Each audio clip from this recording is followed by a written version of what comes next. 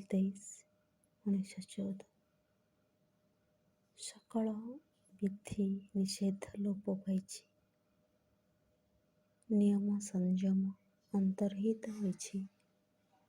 ସମସ୍ତ ଚେଷ୍ଟା ବନ୍ଦ ହୋଇଯାଇଛି। ମନେ ହୁଏ ଏହା ମୋ ନିଜ ସଂକଳ୍ପ ଯୋଗୁଁ ନୁହେଁ ବା ମୋ ନିଜ ଅବହେଳା ଯୋଗୁଁ ନୁହେଁ, କିନ୍ତୁ ସକଳ ପରିସ୍ଥିତି ମିଳି ଏପରି କରିଛନ୍ତି।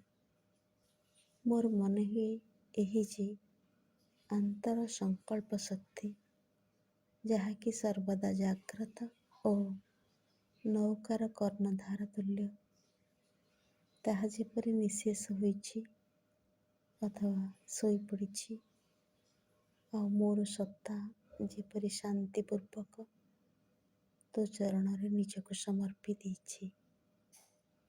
ସ୍ରୋତର ଗତିରେ ନିଜକୁ ଛାଡ଼ି ଦେଇଛି।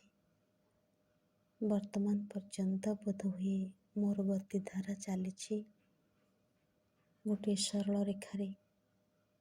ଏବଂ ହେ ଭଗବାନ, ମୁଁ ଏହି ଆଶା ରଖିବି ଯେ ତୁ ହିଁ ସ୍ରୋତର ଚାଳକ। ତେବେ ଯଦି କୌଣସି ଦିନ ମୋର ଅତ୍ୟଧିକ ନିୟମବଦ୍ଧତା, ସୁନମ୍ୟତା ଓ ସ୍ୱତଃସ୍ଫୂର୍ତ୍ତତାର ଅଭାବଜନିତ ଦୋଷ ଥିଲା, ବର୍ତ୍ତମାନ କିନ୍ତୁ ବିପରୀତ ଦିଗରେ ଅତ୍ୟଧିକତାର ଦୋଷ ଘଟିଛି। କିନ୍ତୁ ମୁଁ ଯେଉଁ ଅବସ୍ଥାରେ ଅଛି, ଶାନ୍ତ ଭାବରେ ସେହି ଅବସ୍ଥାକୁ ଗ୍ରହଣ କରିଛି ଏବଂ ନିଜକୁ ମୁଁ ବର୍ତ୍ତମାନ କହୁଛି ଯେ ତୁ ଯେବେ ବିବେଚନା କରିବୁ ଠିକ୍ ସମୟ ହୋଇଛି, ସେତେବେଳେ ତୁ କୃପା କରି ମୋତେ ପ୍ରଦାନ କରିବୁ ସେହି ଯଥାର୍ଥ ପରମ ଚେତନା। ଏହି ସମସ୍ତ ଚଳତ୍ଶୀଳ ଜଗତକୁ ଦେଖୁଛି ଗୋଟାଏ ନାଟକ ତୁଲ୍ୟ।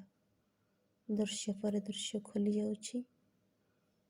ମୁଁ ମଧ୍ୟ ଏହି ନାଟକରେ ଭାଗ ନେଉଛି ସମାନ ଶକ୍ତି ଓ ଉତ୍ସାହ ସହ। ବିଶ୍ୱାସ କରୁଛି ଯେ ଏହା ଯେପରି ଗୋଟାଏ ଯଥାର୍ଥ ମୂଲ୍ୟବାନ କିଛି ବସ୍ତୁ। ଏହିସବୁ କିଛି ହିଁ ଏକବାର ନୂତନ।